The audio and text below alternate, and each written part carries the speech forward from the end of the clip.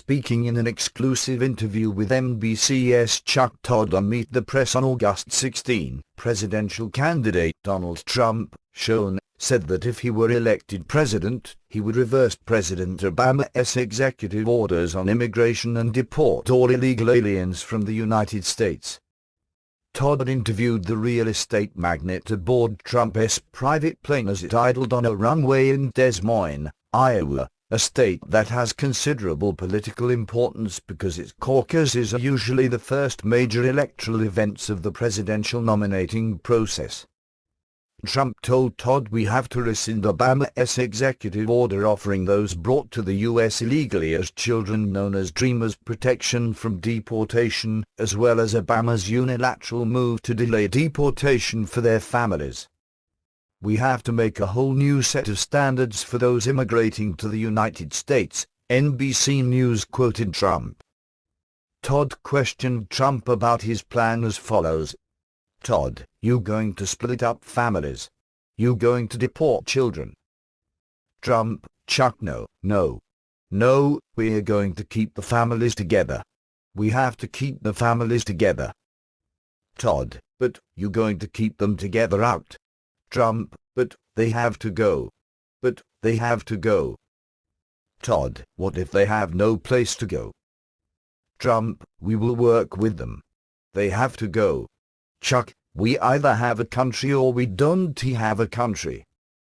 Also on August 16, a summary of Trump's immigration plan was posted on his campaign website under the headline, Immigration Reform That Will Make America Great Again. The post listed 3 core principles of what it described as real immigration reform. A nation without borders is not a nation. There must be a wall across the southern border. A nation without laws is not a nation. Laws passed in accordance with our constitutional system of government must be enforced. A nation that does not serve its own citizens is not a nation. Any immigration plan must improve jobs, wages and security for all Americans. The Post went on to provide specifics of the plan, including how Trump would force Mexico to pay for a wall on our southern border, a diplomatic challenge at the very least. The plan justifies this action by noting that Mexico has taken advantage of the United States by encouraging illegal migration to the north in order to export the crime and poverty in their own country. It goes on to note, quite correctly, that the costs for the United States have been extraordinary, as U.S. taxpayers have paid hundreds of billions in health care, housing, education, and welfare costs for these illegal aliens. The article also addresses the devastating effects of illegal immigration on job seekers, especially Black Americans. The plan also notes the impact on crime created when criminals cross our borders illegally. The New American has also noted this impact in several articles, including Obama administration has released 167,000 illegals with criminal records. As for how Trump would get Mexico to pay for the cost of a border wall, he would not necessarily expect the Mexicans to pay us, but would recoup the cost as follows. Impound all remittance payments derived from illegal wages, money sent back to relatives in Mexico by illegals working in the United States. Increase fees on all temporary visas issued to Mexican CEOs and diplomats. Increase fees on all border crossing cards. Increase fees on all NAFTA worker visas from Mexico. Increase fees at ports of entry to the United States from Mexico, and, possibly, increase tariffs and cut foreign aid. It is impossible to determine, without knowing what steps the Mexican government might take in retribution, how many of these steps would be effective and how many would produce negative economic fallout.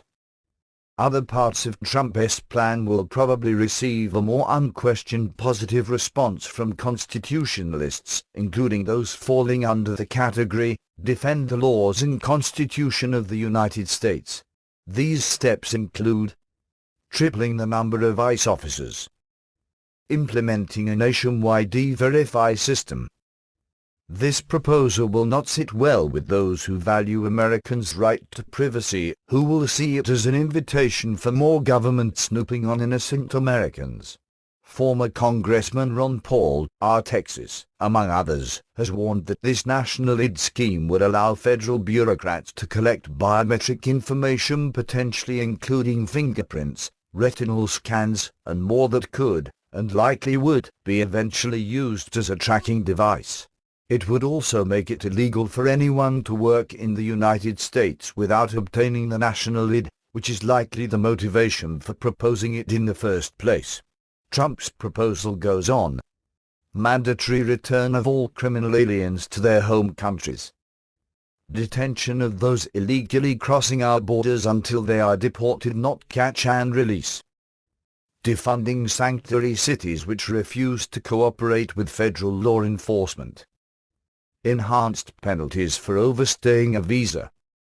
Cooperation by ICE officers with local gang task forces against gangs composed of illegal aliens.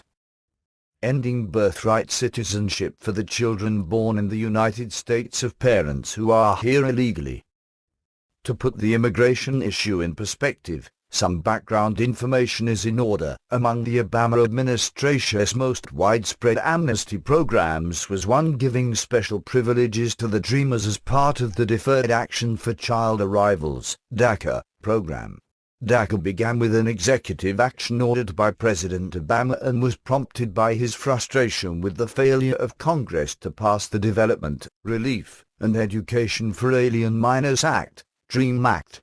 After two Congresses failed to pass the act, Obama unilaterally decided to implement it anyway, and on June 15, 2012, he announced that his administration would stop deporting young illegal immigrants who met certain criteria previously proposed under the DREAM Act. DACA was formally initiated by a policy memorandum sent from Secretary of Homeland Security Janet Napolitano in 2012 to the heads of U.S. Customs and Border Protection, CBP, U.S. Citizenship and Immigration Services, USCIS, and U.S. Immigration and Customs Enforcement, ICE, ordering them to practice prosecutorial discretion towards some individuals who were brought to this country illegally as children and have remained in the country illegally. Napolitano's successor, Jay Johnson, continued the amnesty when he an executive action memorandum on November 20 to the heads of the same federal agencies entitled, Exercising Prosecutorial Discretion with Respect to Individuals Who Came to the United States as Children and with respect to certain individuals who are the parents of U.S. citizens or permanent residents.